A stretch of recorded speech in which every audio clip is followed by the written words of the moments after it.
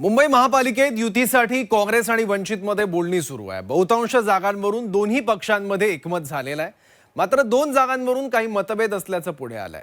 काही जागांवरून चर्चा सुरू असून त्यावरही लवकरच तोडगा निघेल असं काँग्रेसनं म्हटलंय।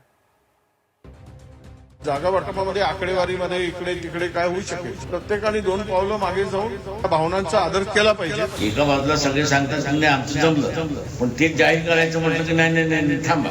भाजपला हरवणं ही केवळ वंचित समूहांची जबाबदारी नाहीये, तर ती इथल्या प्रस्थापित समाजाची जबाबदारी आहे। मुंबई महापालिकेसाठी वंचित बहुजन आघाडी आणि काँग्रेसमध्ये युतीबाबत चर्चा सुरू आहे। गेल्या काही दिवसांपासून जागा वाटपाच्या मुद्द्यावरनं दोन्ही पक्षांमध्ये बैठकाही झाल्या। या वाटाघाटीत काँग्रेसनं वंचितला 60 जागा देऊ केल्याची माहिती आहे। मात्र वंचितनं काँग्रेसचे विद्यमान नगरसेवक असलेल्या काही जागांवर दावा केलाय। याच जागांवरून मोठा पेच निर्माण झाला। त्यामुळे मुंबईतील वंचित काँग्रेसच्या युतीबाबत अनिश्चितता निर्माण झाली आहे। मात्र यावर आता तोडगा काढण्याचे प्रयत्न सुरू आहेत। येत्या 1-2 दिवसात यावर तोडगा काढू असा काँग्रेसला विश्वास आहे।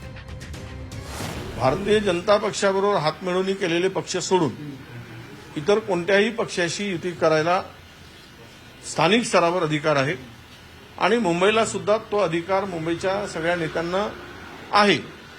त्यामुळे मला वाटतं की त्यांच्या चर्चा सुरू आहेत। आज संध्याकाळपर्यंत किंवा उशिरापर्यंत यावर काय तो अंतिम निर्णय होईल आणि उद्या आणि परवा 2 दिवस नॉमिनेशनला शिल्लक आहे। मला वाटतं की या सगळ्यामध्ये सकारात्मक चर्चा सुरू आहे।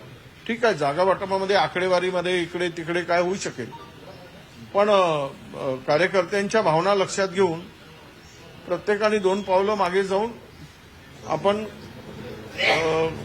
त्या भावनांचा आदर केला पाहिजे। काँग्रेस युतीबाबत आशावादी आहे। मात्र वंचितचे सर्वेसर्वा प्रकाश आंबेडकरांनी याचं खापर काँग्रेसवरच फोडलं।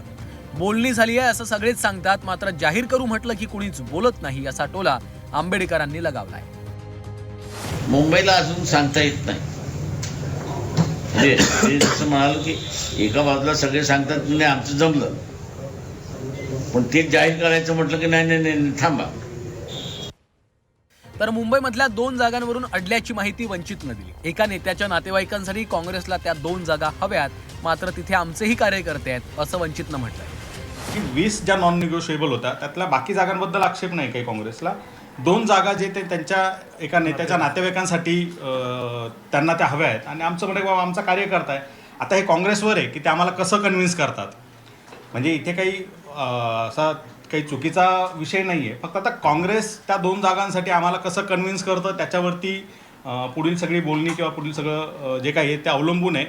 50 जागा अशा आहेत की ज्याच्यावरती आम्ही चर्चेला तयार आहोत। अक्रॉस द टेबल आपण बसूयात, कुठला वॉर्ड तुम्हाला हवाय, कुठला आम्हाला हवाय, त्यावर चर्चा करूयात। दरम्यान राज्यात भाजपचा पराभव करण्यासाठी आम्ही सर्वतोपरी प्रयत्न करतोय, पण इतर विरोधी पक्ष सहकार्य करताना दिसत नाहीयेत। भाजपचा पराभव करण्याची जबाबदारी फक्त वंचित समूहाचीच आहे का, असं नाही असंही आंबेडकरांनी म्हटलंय। महाविकास आघाडीबरोबर कुठलीही चर्चा चालू नव्हती। आम्ही गेले 2 महिन्यापासून असं सांगितलेलं होतं की दरवेळेला भाजपला पराभूत करा, भाजपला पराभूत करा असे हाकाटी पिटली जाते। आमचं म्हणणं असं होतं की भाजपला हरवणं ही केवळ वंचित समूहांची जबाबदारी नाहीये, तर ती इथल्या प्रस्थापित समाजाची जबाबदारी आहे। आणि प्रस्थापित समाज आपली मतं जोपर्यंत वंचित उमेदवारांच्या पाठीमागे उभं करत नाहीत तोपर्यंत इथनं भाजपला हरवणं कठीण आहे। बीएमसी निवडणुकीसाठी वंचित आणि काँग्रेस युतीसाठी गेल्या अनेक दिवसांपासून प्रयत्न सुरू आहे। अनेक बैठका झाल्या, जागा वाटपही बहुतांश ठिकाणी सकारात्मक झालंय। आता मोजक्या काही जागांवरून जागा वाटपाचं घोडं अडलं। यावर काँग्रेस आणि वंचित मिळून कसा मार्ग काढणार त्यावर युतीचं भवितव्य अवलंबून आहे। ब्युरो रिपोर्ट, झी 24 तास।